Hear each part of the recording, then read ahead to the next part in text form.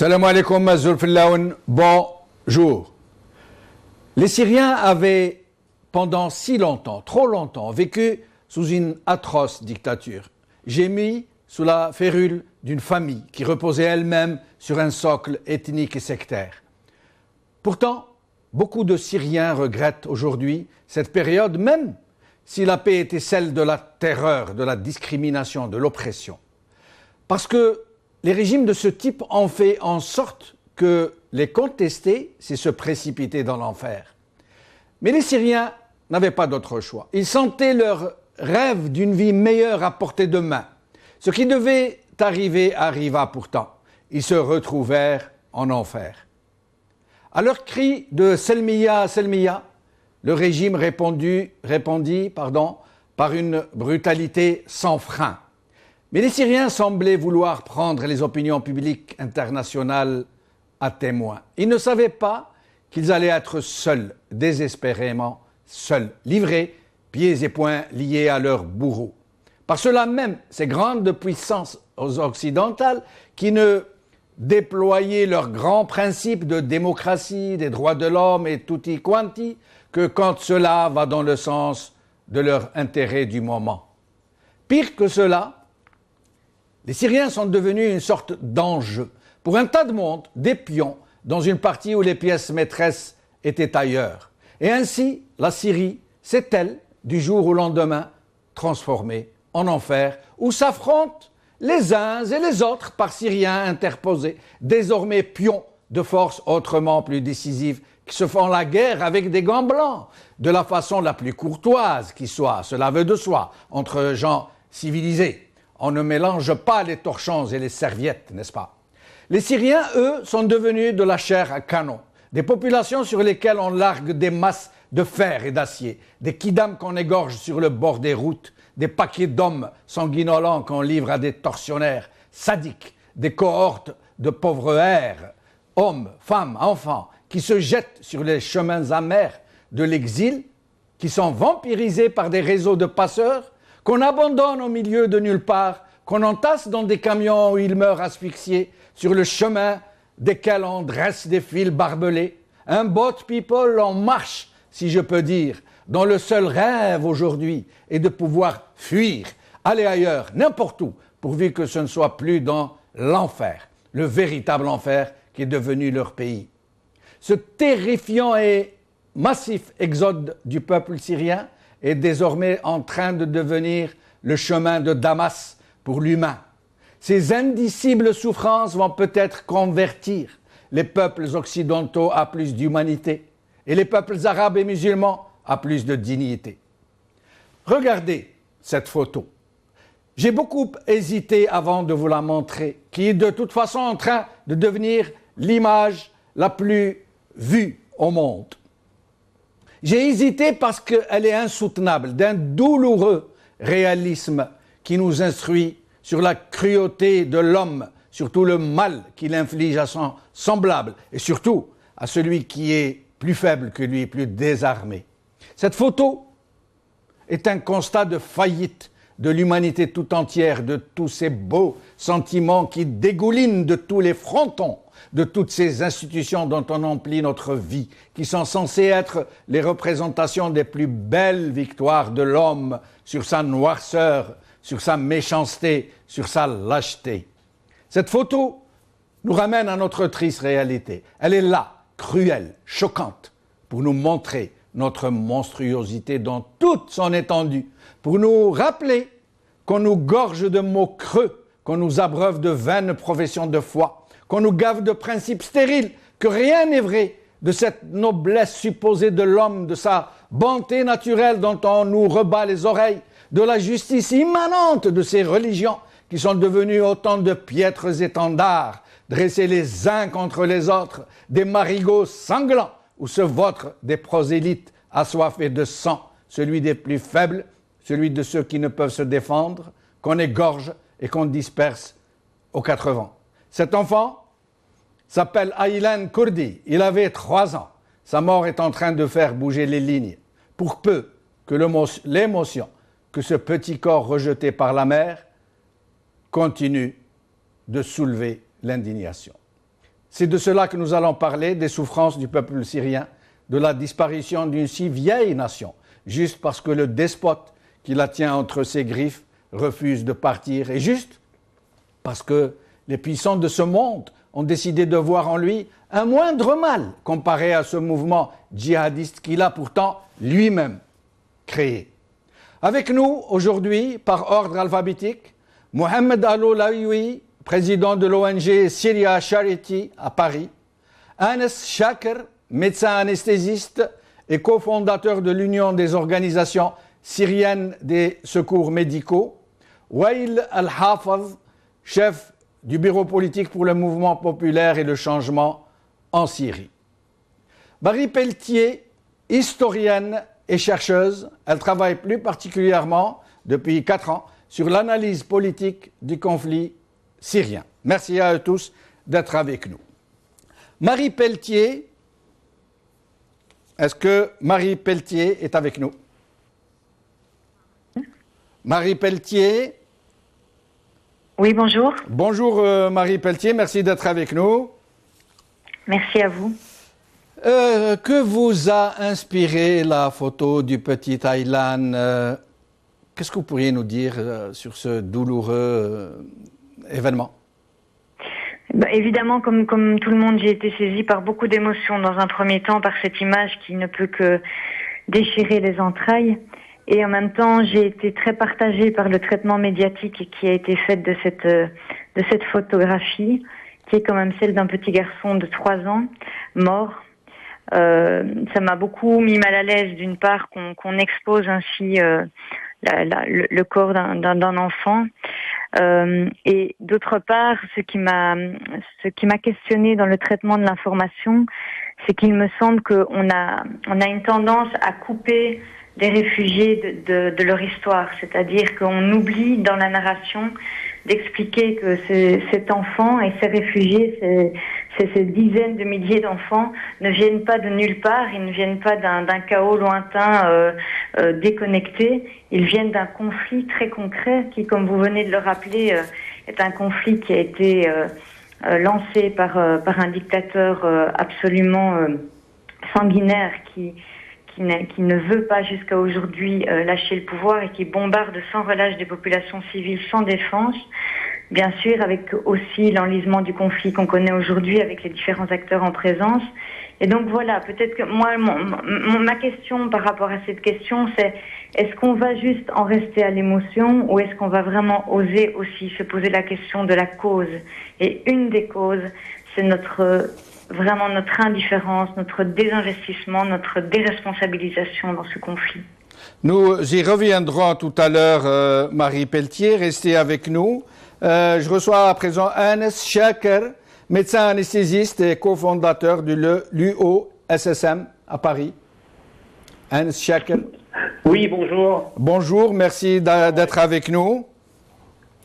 Anes Shaker, pour rester dans cette photo, cette terrible photo, qui est en train quasiment de faire bouger les lignes, qui a ému le monde entier, qui est en train de faire le plus grand buzz depuis plusieurs mois, qui a touché l'humanité entière en fait, alors que ce n'est pas bien nouveau. Tous les jours, des centaines de gens meurent sous les bombes de façon atroce. Qu'est-ce qui, selon vous, a fait que cette fois-ci, cette photo ait eu un tel impact? Écoutez, cette photo malheureusement nous rappelle une réalité qui dure depuis presque 5 ans. Des enfants qu'on nous voit tous les jours en Syrie suite au bombardement par des avions, par des missiles, y compris des missiles Scud. Donc c'est une réalité quotidienne qui vit le peuple syrien, qui pousse malheureusement les gens et les forces à quitter leur pays, leur terre, soit se déplacer à l'intérieur du pays, soit quitter le pays. Moi, si vous voulez, ça prouve qu'il y a quand même depuis 5 ans une incapacité internationale de stopper les massacres en Syrie. Moi, je vais laisser les politiques parler sur ce sujet. Moi, je le vois d'une vision d'un acteur humanitaire. Je peux vous dire que le nombre de médecins exerçant en Syrie a baissé de 30%. Vous avez, avant les événements en Syrie, un médecin pour 661 personnes. Actuellement, on se trouve un médecin pour 40 000 personnes. C'est le rapport publié dans le journal Al-Arabi Al-Jadid, avril 2015. Donc, la réalité malheureusement, est dure et difficile. Et l'incapacité internationale de stopper mettre fin à cette réalité, malheureusement, c'est quelque chose que ne peut pas, au XXIe siècle, accepter. Si vous voulez focaliser le regard sur le côté médical, vous avez un rapport publié par le MDM en 2015 et les associations humanitaires médicales, y compris l'USSM et Syria Charity, qui était l'une des associations fondatrices de l'USSM, on peut vous dire et vous confirmer que des zones entières sont désertes des médecins. Les médecins sont ciblés à l'intérieur. Avant le début des événements, nous avons, ne serait-ce que dans la ville d'Alep, 2500 médecins. Actuellement, aujourd'hui, on se retrouve avec 100 médecins. Au mois d'août 2015, dont nous avons constaté le départ de 12 médecins exerçant dans le nord de la Syrie. Pour quelles raisons ces médecins quittent leur pays et traverser l'inconnu pour aller trouver peut-être un avenir meilleur après avoir exercé leur métier difficilement et aider de sauver les blessés dans des conditions extrêmement difficiles. Donc le rapport du MDM confirme que 98% des attaques des hôpitaux en Syrie est d'origine l'armée régulière. Selon des rapports des experts, 2014, un médecin est tué tous les 2 jours en 2014. Donc c'est une réalité malheureusement qui est très très très très difficile à supporter. Restez avec nous, Anas Shaker. Mohamed Aloulaoui, président de l'ONG Syria Charity, merci de nous avoir rejoints. Merci à vous. Alors, en ce moment, ces derniers temps, nous parlons beaucoup donc de ces réfugiés qui affluent vers l'Europe. Ils auraient dépassé peut-être les 5 millions de Syriens, nous dit-on. Ça reste à vérifier. Mais presque personne ne parle, ou alors très peu, des réfugiés intérieurs qui se trouvent encore en Syrie, disséminés un peu partout dans des camps très aléatoires, qui manquent de tout, qui sont encore exposés à la menace, et qui seraient de l'ordre de 8 millions, nous dit-on, toujours. Qu'est-ce que vous pourriez nous en dire ?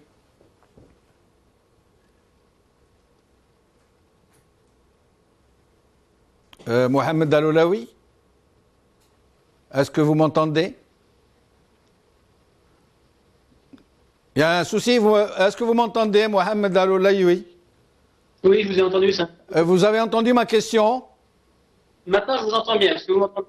Je vous posais la question sur les réfugiés intérieurs de la Syrie, ceux qui n'ont pas pu quitter la Syrie, qui sont dans des camps disséminés un peu partout, dans des conditions très difficiles, dont presque personne ne parle en fait. Qu'est-ce que vous pourriez nous en dire ? Tout à fait. Tout d'abord, salam alaikum wa rahmatullah, bismillah ar-Rahman ar-Rahim. Aujourd'hui, effectivement, la situation à l'intérieur de la Syrie est encore pire que la situation des réfugiés syriens à l'extérieur de la Syrie. Car aujourd'hui, cette population syrienne vit depuis maintenant de 4 ans une véritable tragédie humanitaire. Cette population est sous le feu, d'une part, qui veut rester... Mohamed Aloulaoui, excusez-moi de vous interrompre, on vous entend très mal. Le soutien technique va s'occuper de régler le problème. Ils vont vous appeler au téléphone et vous resterez avec nous en Skype parce qu'on ne vous entend pas très bien. Je reviens à vous dans un petit instant. Wael El-Hafez, chef du bureau politique du MPCS. Vous êtes avec nous? Oui, bonsoir. Bonsoir, merci de nous avoir rejoints. Qu'est-ce que vous pourriez nous dire? Où est-ce que nous en sommes aujourd'hui sur un plan politique? Et quelles solutions pouvez-vous entrevoir, pouvez-vous suggérer à cette tragédie? Oui, le vrai médicament, le vrai soin, la vraie solution pour cette tragédie et ce génocide qui a duré depuis 2011 jusqu'à maintenant, donc c'est trouver la solution politique pour finir avec le régime illégitime de Bachar al-Assad. Vous savez, c'est une grande souffrance. Bachar al-Assad a déclaré la guerre contre le peuple syrien, vu que ce peuple, il est sorti manifester pacifiquement en demandant de la liberté et la dignité. Donc l'insistance de continuer de se hériter de son père, qui se nommait Bachar al-Assad, comment elle a traité le peuple, l'a traité directement d'ouvre-feu, et après le char, après le bombardement, l'aviation, on était arrivé jusqu'à l'arme chimique, destruction massive, et il utilise tous les moyens pour terminer dans un multiple génocide, multiple massacre, et avec le regard de toutes les responsables de la société internationale, la société mondiale, les décideurs, ils sont aux Nations Unies, au Conseil de sécurité, les 5 les plus forts du monde. Donc leurs décisions, ça arrange personne sauf leurs intérêts.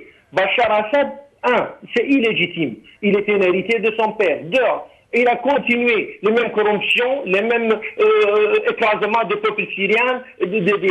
On n'a pas d'un État. Nous avons une milice multiple, des services secrets multiples. On était écrasés pendant 50 ans.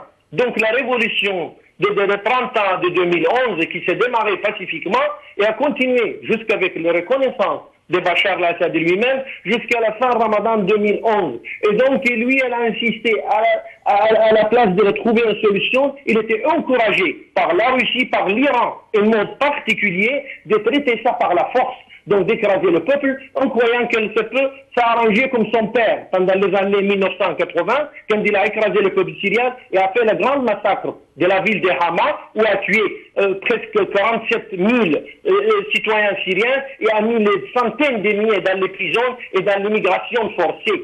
Donc nous, on vit dans un état pire que les états des bananiers. Wael El-Hafez, excusez-moi de vous interrompre. Moi, j'aimerais vous poser 2 questions. D'abord, que répondriez-vous à ceux qui disent finalement on était mieux avant? Est-ce vrai qu'avant il y avait beaucoup de justice, qu'il n'y avait pas de discrimination ethnique, qu'il n'y avait pas de répression sauvage, pas d'exécution sommaire, pas d'arrestation arbitraire? Oui, ça c'est les gens qui ont profité de le régime.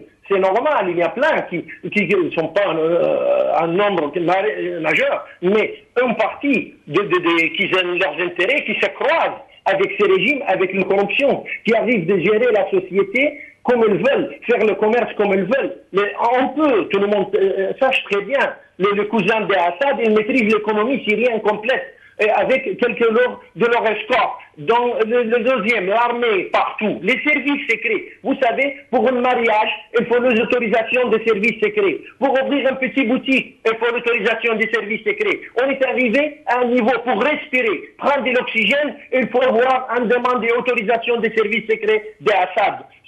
C'est partout. Ils ont infiltré. Ils ont pris le système soviétique, un croisement avec l'entraînement de chez le service secret de l'Allemagne et de l'Est, Stasi, avec la technologie de l'Ouest.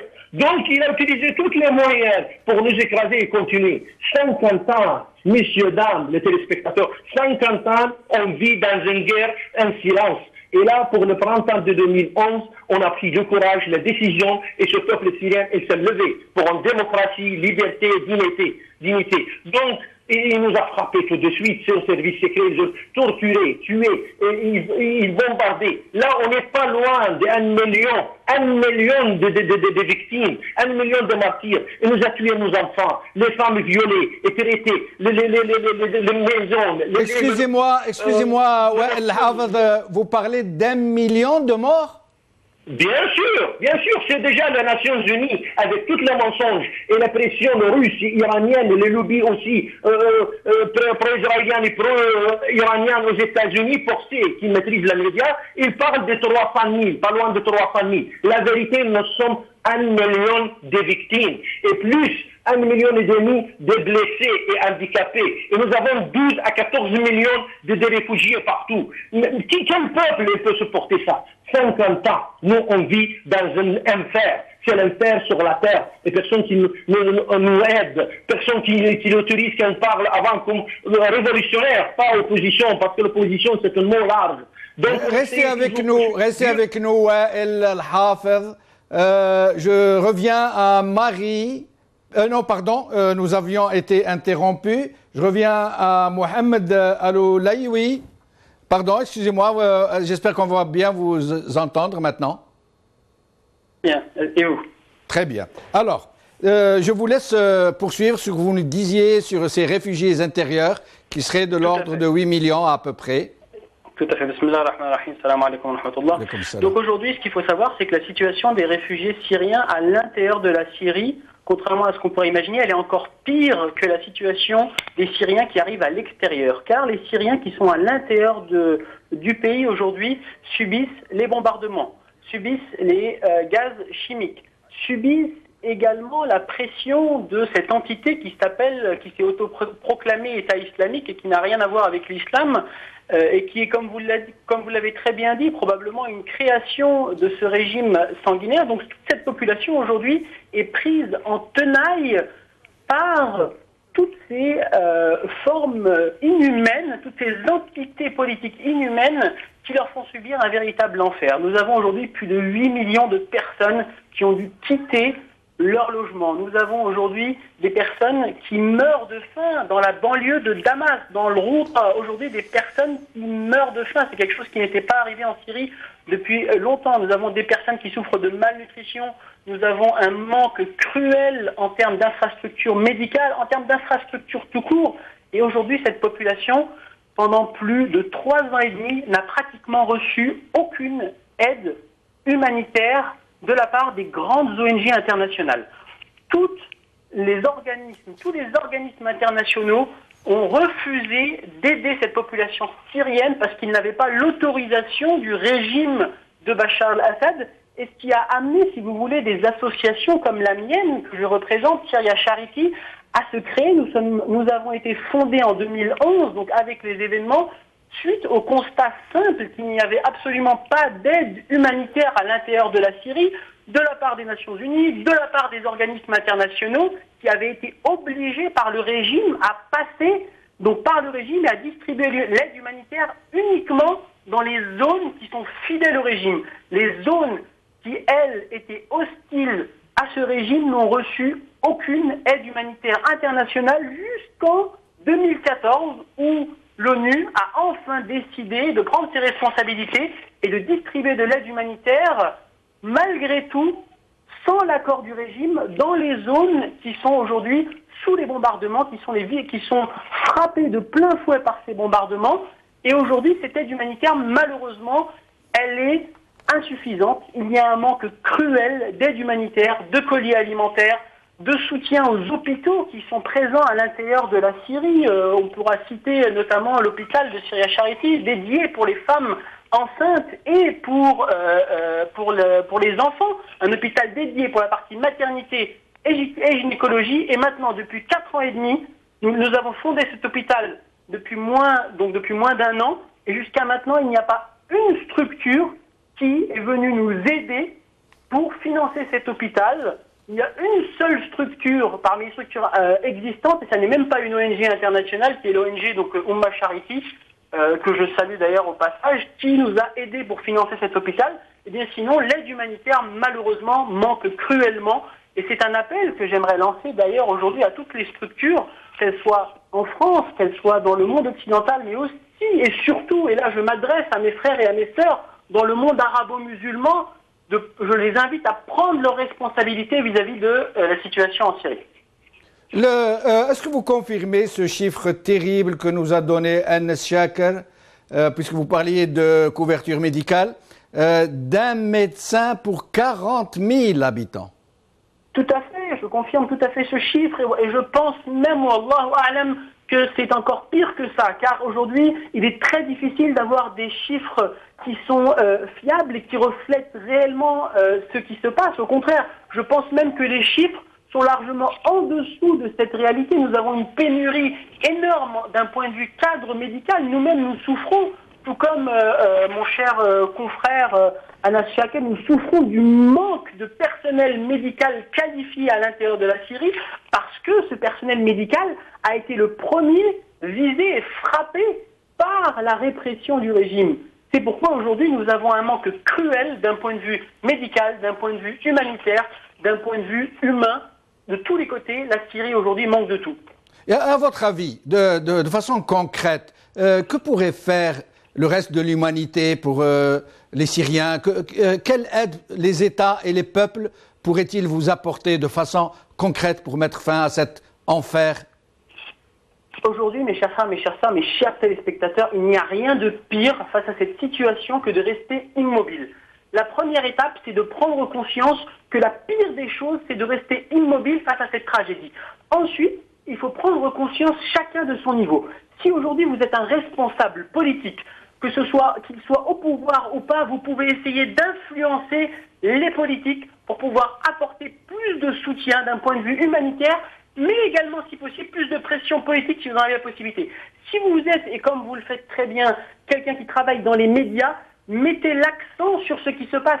Parlez de ce qui se passe en Syrie, qui malheureusement aujourd'hui bénéficie encore très peu vis-à-vis de la catastrophe humanitaire, de couverture médiatique. Et maintenant, et surtout la dernière chose, si vous êtes un simple particulier, si vous êtes une simple personne dont vous n'avez ni des millions de dollars, vous n'avez ni possibilité de pouvoir peser dans les décisions politiques, eh bien vous pouvez faire quelque chose. Apporter un geste simple à travers les structures humanitaires qui existent, notamment l'association Syria Charity et d'autres que je représente qui travaillent à l'intérieur de la Syrie. Aujourd'hui, vous pouvez parrainer un orphelin à travers Syria Charity. Vous pouvez distribuer des colis alimentaires à travers Syria Charity et d'autres. Vous pouvez également sponsoriser l'hôpital mère-enfant à l'intérieur de la Syrie que nous avons construit. Plus encore, pour aujourd'hui, l'Eid al-Adha qui approche, vous pouvez tout simplement, au lieu de profiter d'un sacrifice pour l'Eid al-Adha pour votre famille, si vous mangez toute l'année de la viande, eh bien vous pouvez faire un don sur le site www.syriacharity.org. Vous pourrez apporter un mouton à vos frères et à vos sœurs à l'intérieur de la Syrie.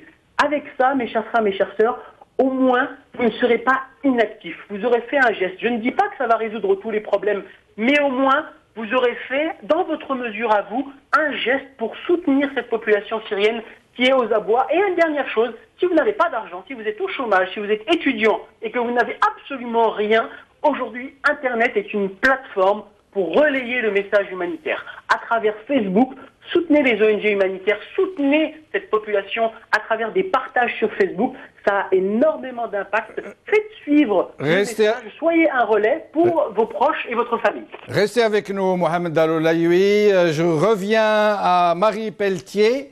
Marie Pelletier, je vous reposerai la question que vous avez soulevée tout à l'heure de cette cause principale de cette grande tragédie qui est l'indifférence. Mais avant, j'aimerais savoir, un de mes amis journalistes m'a dit un jour, tu sais, il m'a dit, Bachar al-Assad allait presque tomber. Le soulèvement syrien a été tellement massif, tellement pacifique, il a soulevé tellement l'enthousiasme des peuples de la terre que Bachar allait inéluctablement tomber. Et puis, il aurait voulu lui-même créer quelque chose qui le sauve, qu'il n'aurait pas trouvé mieux que ces djihadistes qui se sont mis à le combattre et qui finalement sont devenus tellement contre-productifs pour la révolution et tellement productifs pour lui que Bachar aujourd'hui passe presque pour le sauveur des valeurs républicaines, le sauveur de la démocratie, le rempart contre le péril vert et j'en passe. Qu'est-ce que vous en pensez ? Je serais peut-être un tout petit peu plus nuancée sur la narration, non pas nuancée sur le caractère totalement machiavélique de Bachar el-Assad, ça c'est évident, mais de là à dire que l'État islamique est une création directe de Bachar el-Assad, je pense que c'est un tout petit peu trop court à mon avis et de mon analyse. Ce qui est certain, en tout cas, c'est que comme vous l'avez dit... Pardon de vous interrompre, je vous ai dit qu'il aurait voulu créer lui-même les djihadistes qu'il combattent, qu'il n'aurait pas mieux trouvé. Je n'ai pas dit qu'il les a créés. D'accord. Non, mais c'est parce que tout à l'heure, un autre intervenant faisait aussi référence à cela. Non, mais d'accord, je comprends bien votre propos. Non, mais en tout cas, ce qui est évident, c'est que depuis le début de la révolution, Bachar el-Assad s'est attaché à la décrédibiliser, ses opposants directement en les qualifiant de djihadistes, de terroristes, etc. Et qu'évidemment, cette sémantique-là, cette qualification-là l'arrange depuis le début. C'est-à-dire qu'il avait tout intérêt, on peut dire, à ce que les choses prennent cette tournure-là, puisque ça nourrissait sa rhétorique et que ça nourrissait sa propagande, qui est toujours la même aujourd'hui et qui malheureusement marche encore du tonnerre, cette propagande qui consiste à dire finalement, moi je suis un régime laïque, civilisé, etc. et je combats la terreur islamiste, djihadiste, enfin on connaît le discours.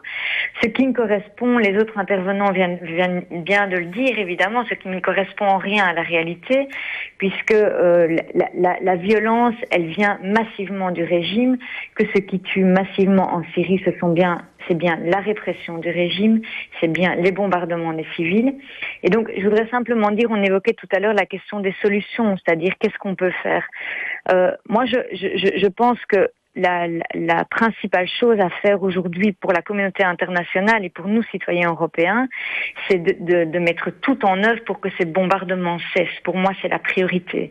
C'est-à-dire que la fin des bombardements, ce ne sera pas encore malheureusement la fin du conflit, mais c'est en tout cas la condition pour qu'il y ait un affaiblissement absolument certain du régime, une protection des civils, parce que c'est quand même un enjeu fondamental, et arriver donc à entrevoir ce qu'on appelle cette fameuse solution politique. Donc, pour moi, la priorité maintenant, c'est de mettre fin à ces bombardements. Et donc, il y a des possibilités qui existent concrètes, militaires, techniques pour ça, notamment ce qu'on appelle la no-fly zone.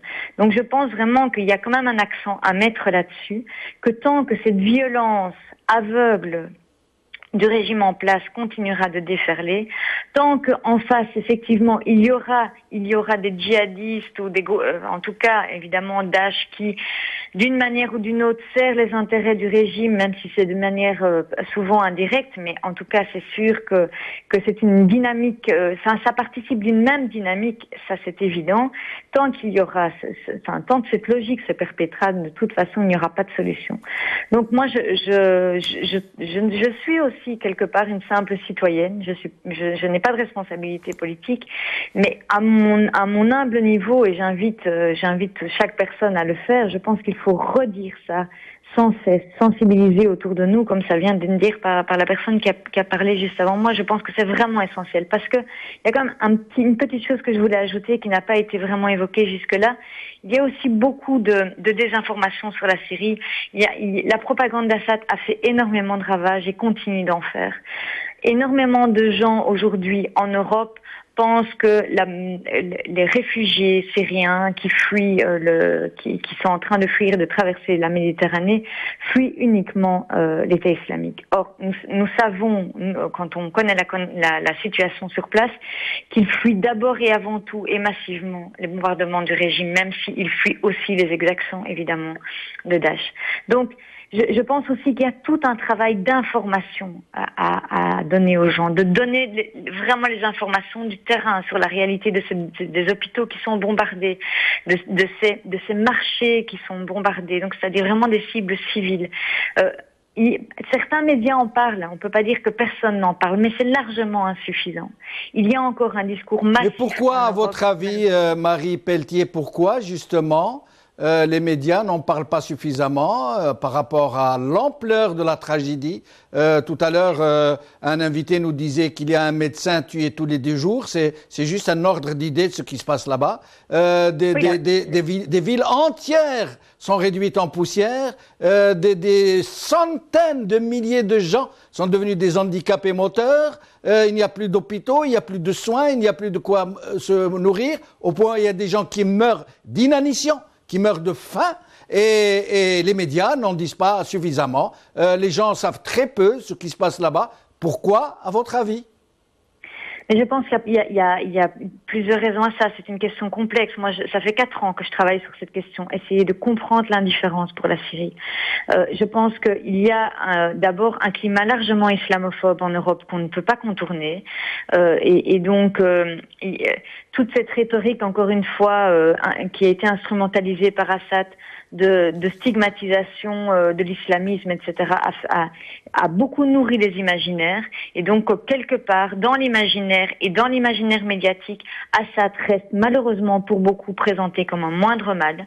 Donc, je pense que cette rhétorique-là a fait énormément de ravages. Et puis, au-delà de ça, il y a l'idée très répandue que la Syrie, c'est quelque chose de compliqué. Je pense que tout le monde a déjà entendu cette expression « Oh, la Syrie, c'est compliqué », comme si c'était presque trop compliqué que pour s'y intéresser. En fait, je pense que la grande erreur qui a été faite par les médias, mais même aussi peut-être par les personnes comme nous engagées dans la cause syrienne, enfin la grande erreur non, parce qu'on a fait ce qu'on a pu, mais on n'a peut-être pas mis suffisamment l'humain au centre de la narration. C'est-à-dire de dire qu'avant tout dans ce conflit, c'était un soulèvement, et c'est toujours un soulèvement populaire. C'est un soulèvement pour la dignité, vous l'avez rappelé tout à l'heure, et que pour le moment, ceux qui sont en train de se prendre la violence, ce n'est pas avant tout des combattants, mais c'est avant tout des civils, des femmes, des enfants, des blessés, etc. Je vais vous donner un exemple, Marie. Je pense qu'il y a une déshumanisation des Syriens. Marie Pelletier, je vais vous donner un exemple qui concerne mon pays, quand on parle des pays arabes et musulmans qui n'apportent pas suffisamment, qui n'ont pas suffisamment de dignité pour aider leurs semblables, leurs frères en religion. En Algérie, nous avons accueilli à peu près 20 000 réfugiés. Ils sont tous sur la voie publique, ou presque tous, vivant de la mendicité publique. Et vous savez à quoi ils servent surtout ? Ils servent au régime à donner l'exemple au peuple pour lui dire « Attention, si jamais vous venez l'idée de contester, de nous contester, voilà ce qui va vous arriver. » Et c'est une émission qui est en direct et on m'écoute d'Algérie, donc pour vous dire que je n'exagère rien. Mais je vous laisse poursuivre, excusez-moi de vous avoir interrompu. Non, mais quelque part, ça rejoint ce que je dis, parce que ce qui me frappe beaucoup, c'est à quel point on a déshumanisé les Syriens. C'est-à-dire que le Syrien aujourd'hui, c'est simplement devenu un espèce, c'est terrible à dire, hein, mais le Syrien a été réifié. Il a été réduit à un état d'objet, un objet de discussion, un objet de considération vaguement géopolitique, autour d'un verre ou bien pour dire mon Dieu que le monde est terrible, mais presque jamais vraiment le Syrien n'est presque jamais perçu comme un humain qui est vraiment digne, qui mérite attention, qui mérite qu'on le considère. C'est quelque chose de très frappant. Et encore une fois, je pense que ça a été, la cause de ça, c'est quand même beaucoup le discours de la propagande assadienne qui a été relayé par beaucoup de réseaux à travers le monde arabe, à travers le monde occidental également, et qui a embrouillé l'esprit des gens. Moi, je suis très frappée que quand je donne des conférences sur la Syrie, je vais en parler souvent. Très souvent, les personnes ne sont obsédées que par l'aspect, ce qu'ils appellent géopolitique. Donc, ils veulent comprendre quelles sont les ingérences en Syrie, etc. C'est une question importante, évidemment, notamment l'ingérence de la Russie, l'ingérence de l'Iran en soutien au régime. Il faut en parler, bien sûr. Mais très peu de gens semblent intéressés, finalement, à la condition des Syriens quotidiennement, c'est-à-dire au fait que ce sont des êtres humains qui se sont d'abord soulevés et puis après qui ont été réduits vraiment à néant. Restez avec nous, Marie. Restez avec nous, Marie Pelletier. Anas Shaker, je reviens à vous. Anas Shaker. Anas Shaker. Oui, je suis avec vous. Anas Shaker, il y a, nous dit-on, environ 5 millions de Syriens qui sont maintenant sur les chemins de l'exil, un peu partout, disséminés, dispersés, presque tous profondément traumatisés. Et ils ont connu une situation de guerre atroce. Beaucoup d'entre eux ont perdu des proches, leur maison, leur travail, leur vie a été complètement bouleversée. Ils se trouvent maintenant souvent dans des conditions presque de mendicité, à attendre des autres qui leur viennent au secours. Pensez-vous qu'un jour, ils pourront retourner chez eux, dans leur patrie? Parler du retour aujourd'hui me paraît très très difficile. Il y a un aspect qui est très important que j'aimerais bien signaler, c'est que le peuple syrien a le droit à l'ingérence humanitaire. Nous ne pouvons pas en 2015 laisser toute une population civile victime d'un régime militaire sans rien faire. Donc pour aller chercher qui pousse la population civile de quitter leur pays et aller s'installer ou chercher la paix ailleurs. Il faut parler de ces raisons qui poussent les gens à quitter leur pays. Si vous prenez l'exemple d'une petite ville qui s'appelle Zabadani, en un mois, sur cette ville est tombé 980 barils sur les civils. Qu'est-ce que vous voulez que les gens fassent? Les gens cherchent à se protéger. Et je pense qu'il est temps de demander, de réclamer avec insistance et puissance et relayer la demande partout dans le monde occidental que la population syrienne a le droit à l'ingérence humanitaire, que nous avons la responsabilité de soutenir et de secourir cette population. Donc parler de retour, ça me paraît très très très prématuré. Et il y a un aspect aussi qu'on parle pas, c'est l'aspect psychologique. Selon les rapports, vous avez 60% des enfants syriens dans les zones qui ne sont plus sous le contrôle de l'État, du régime syrien, 60% qui vont plus à l'école depuis 3 ans. Nous avons 4500 écoles détruites, sans parler des hôpitaux et sans parler de l'aspect psychologique et le traumatisme de guerre sur les enfants. C'est quelque chose que ne peut pas imaginer et malheureusement, malgré tout le programme et l'effort déployé par les associations humanitaires, y compris l'USSM qui a mis en place un grand projet de soutien psychologique à l'intérieur de la Syrie et en Turquie et au Liban, la situation reste très très très très dramatique et le fait de demander aux simples associations humanitaires de trouver des solutions, c'est quelque chose qui dépasse nos moyens. Sans soutien de la population occidentale et du monde partout dans le monde, nous ne pouvons pas continuer à secourir et à soutenir cette population. Donc la solution reste, c'est une réalité, c'est une solution politique. Si les politiques ne se mettent pas d'accord pour arrêter cette guerre, pour stopper l'agression, la situation va continuer malheureusement à s'aggraver. Restez avec nous, Shakir. Wael Al-Hafez, vous êtes avec nous? Oui, bien sûr. Alors, à votre avis, comment va évoluer la situation? Comment va-t-elle évoluer? En bien, en pire? Non, l'évolution, bon, il faut dire que nous sommes dans une révolution qui va arriver jusqu'aux victoires. C'est une. Deuxième, nous sommes un pays occupé. Il faut dire la vérité devant tout le monde. Là, il y a la volonté occidentale et les États-Unis, quand ils ont voulu les faire dégager Assad et les faire sortir de Liban, après l'assassinat de Rafik al-Hariri, en 3 jours, Assad et ses milices, ils étaient sortis dehors de Liban.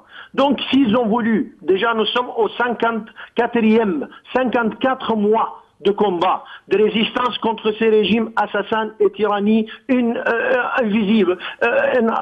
n'existe pas avant. Donc, s'ils ont voulu, il y a eu plein d'occasions. À partir de la initiation des Ligues arabes, après les Nations Unies, après, ils ont envoyé plein des émissions, et tout ça, c'était des pertes de temps. Ils ont vu, ils savent très bien que la Syrie, c'est un pays occupé. Et moi, je le déclare, je répète en face de tout le monde, la Syrie, c'est un pays occupé par l'Iran. L'armée iranienne, elle existe sur le territoire syrien. Les bases d'Aran, les milices iraniennes, les milices chiites pro-iraniennes, des mercenaires de toutes les coins, l'Hezbollah, le terroriste, elle existe, elle tue les Syriens, des enfants, ils fassent des massacres interminables. Donc, nous sommes un pays occupé. Et nous avons le droit de créer notre résistance pour libérer notre pays comme tout le monde. Donc ça c'est une. Deuxième, no-fly zone qui s'est imposée pour l'Irak en 3 minutes par les États-Unis sans trop demander l'avis du Conseil de sécurité ni prendre en compte la Russie ou la Chine ou notre pays. Donc ils ont occupé l'Irak avec une décision américaine. Et là maintenant depuis 5 ans nous on combat et les Américains vont et viennent. Ils rigolent M. Kerry et le reste il va à Moscou et Lavrov il donne des déclarations et là même ce matin M. Poutine il donne une déclaration qu'Assad il a envoyé un message qu'elle accepte de partager avec l'opposition. Ça c'est un repas froid, c'est terminé. Il n'y a pas d'opposition. Là, il y a une révolution. L'opposition dans un pays démocratique et autres, là, nous sommes dans une révolution et Assad, c'est un assassin, c'est un criminel contre l'humanité. Il doit être jugé au tribunal international. Et nous, on ne s'arrête pas. Nous avons payé trop cher et on paye et on continue. Donc, ces intérêts nommés internationaux, la Russie qui intervient à chaque fois pour le sauver, il a utilisé l'arme chimique. Vous imaginez ça? Quelqu'un qui tue les autres avec une arme de destruction massive, ils étaient contentés de récupérer l'arme chimique et elles disent que les ont détruit en Méditerranée. Et ça que je ne crois pas. Oui, mais Anis Chaker, comme je l'ai dit dans mon éditorial d'introduction, les grands principes démocratiques, les grands principes des droits de l'homme, c'est à dimension variable. Mais restez avec nous jusqu'à la fin de l'émission qui arrive donc à sa fin. Mohamed Aloulaoui, vous allez donc avoir le mot de la fin. Vous avez environ 3 minutes. Je vous laisse lancer l'appel que vous voudrez lancer pour que les gens viennent à l'aide des Syriens à travers votre organisation. Dites-nous comment faire pour vous aider. Dites-nous comment faire pour nous mobiliser tous ensemble pour les Syriens, pour vous aider à aider les Syriens. Je vous en prie. Merci beaucoup. Donc aujourd'hui, effectivement, je vais profiter pour, et ce sera le mot de la fin, c'est pour réitérer que ce qui se passe en Syrie n'est pas une fatalité. Ce qui se passe en Syrie aujourd'hui concerne tout le monde, concerne toute l'humanité. En premier lieu, si vous êtes musulman, ce sont vos frères aujourd'hui là-bas qui sont en train de se faire décimer. Et dans un deuxième temps, si vous êtes un simple humaniste, ou si vous êtes chrétien ou juif, ou peu importe votre religion ou votre confession, vous êtes obligé d'être concerné par ce drame humanitaire, car aujourd'hui c'est l'humanité qui a coulé, qui est morte avec ce petit enfant. Aujourd'hui, pour aider cette population, que ce soit à travers l'association, l'ONG Syria Charity ou d'autres, tout le monde peut le faire. Si vous le souhaitez, vous pouvez parrainer un orphelin à l'intérieur de la Syrie. Rendez-vous sur le site de l'association. Si vous voulez aujourd'hui, vous pouvez sponsoriser des hôpitaux qui sont existants ou des centres de soins. Si vous le voulez encore, vous pouvez participer à des campagnes de distribution, que ce soit pour le Eid, vous pouvez sacrifier votre mouton à l'intérieur de la Syrie. Si vous le souhaitez encore, vous pouvez distribuer ponctuellement des colis alimentaires. Et dans un deuxième temps, ce qu'il faut aussi bien savoir, c'est que l'idée, c'est qu'aujourd'hui, on ne peut pas rester inactif, on ne peut pas rester insensible face à ce qui se passe. Aujourd'hui, la situation en Syrie, on compte des centaines de milliers d'orphelins qui n'ont ni père ni mère. Eh bien, aujourd'hui, c'est à chacun de prendre sa responsabilité. Il ne faut pas uniquement rejeter la faute sur les pays occidentaux qui, d'une certaine façon, font ce qu'ils peuvent. Et moi, j'en appelle aujourd'hui clairement à tous les pays arabo-musulmans. Ça n'est pas normal que la situation syrienne, elle concerne uniquement les pays occidentaux. Ça n'est pas normal qu'il n'y ait que les pays occidentaux qui ouvrent leurs portes pour accueillir des réfugiés. C'est aussi, et en première ligne, le devoir des pays arabo-musulmans. Mais malheureusement, j'ai l'impression qu'à ce niveau-là, il n'y a pas forcément grand-chose à y attendre. Au moins, nous aurons fait passer le message Aujourd'hui, cette population syrienne, elle n'attend que vous. Vous pouvez agir, vous pouvez aider cette population à travers l'association l'ONG Syria Charity, mais à travers bien d'autres qui existent en France, en Europe, à travers le monde. Ne soyez pas inactifs. Et ça, c'est valable pas uniquement sur la cause syrienne, c'est valable pour tous les drames humanitaires. À tous les spectateurs, ne restez pas inactifs face à un drame. Apportez un minimum d'action, une petite pierre à l'édifice. Ne soyez pas inactifs. Et ainsi, vous aurez fait, dans la mesure du possible, de votre capacité, vous aurez contribué à soulager, même si ce n'est qu'un seul enfant, même si avec 5-10 euros, vous allez aider un seul enfant, vous allez contribuer à soulager sa peine pendant 10 minutes, pendant 20 minutes. Merci. Et je vous remercie pour cette interview. Merci Mohamed Aloulaoui. Je voulais juste vous dire que personnellement, et j'invite toute ma famille à faire comme moi, l'Aïd el-Kbir, Inch'Allah, cette année-là, j'enverrai l'argent du mouton, je vous l'enverrai personnellement pour mes frères syriens.